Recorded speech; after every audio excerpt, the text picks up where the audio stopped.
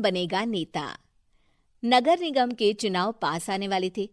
पूरे कानपुर शहर में टिकट को लेकर मारामारी शुरू थी, लेकिन सबसे ज्यादा चर्चा में वार्ड नंबर 40 की सीट थी। वो इसलिए क्योंकि इस बार वहां की सीट महिला के लिए आरक्षित थी। अब सवाल ये था कि चुनाव लड़ेगा कौन।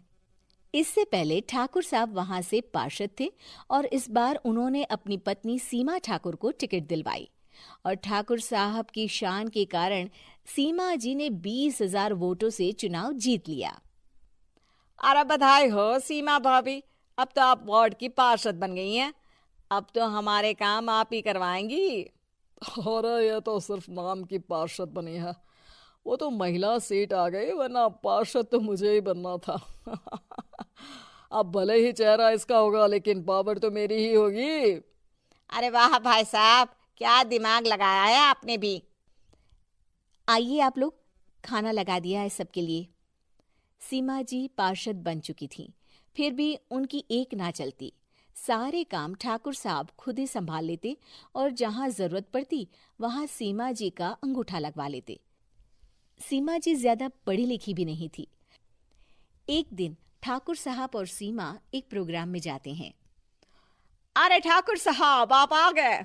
ओहो, पार्षद मैडम भी आ गई हैं। स्वागत है आप दोनों का। लगता है हमारे पार्षद फंड का सही इस्तेमाल हो रहा है।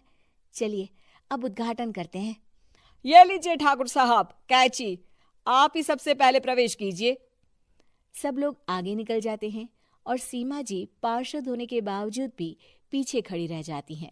वो देखती हैं कि वेलकम बोर्ड पर उनका नाम है, लेकिन महिला होने के कारण कोई उनका सम्मान नहीं कर रहा। अगले दिन एक आदमी उनके घर आता है। अरे ठाकुर साहब नमस्कार। कल ना हम नोटिस किए कि हमारा घर तो अवैध है और नगर निगम वाले उसे तोड़ने आ रहे हैं। अरे कुछ कीजिए ना ठाकुर साहब।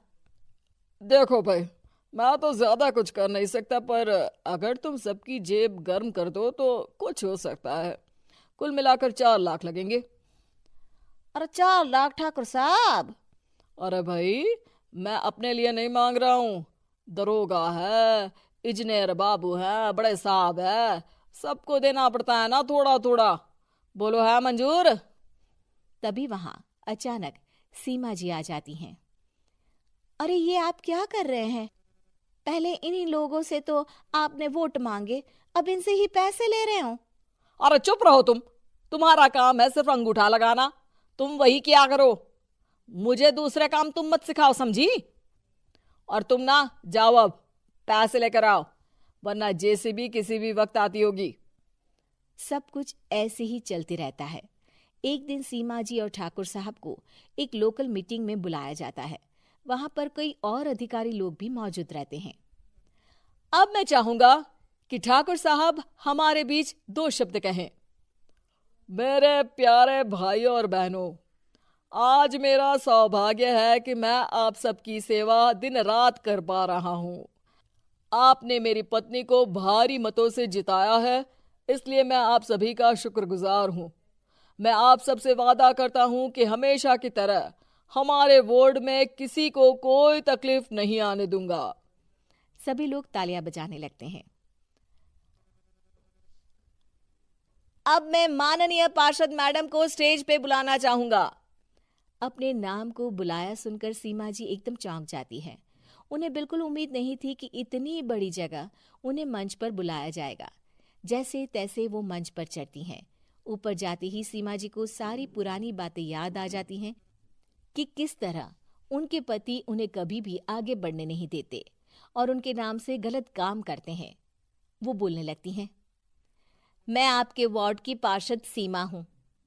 आप में से बहुत कम लोग ही मुझे जानते होंगे, क्योंकि इससे पहले मुझे कभी ऐसा मौका ही नहीं मिला।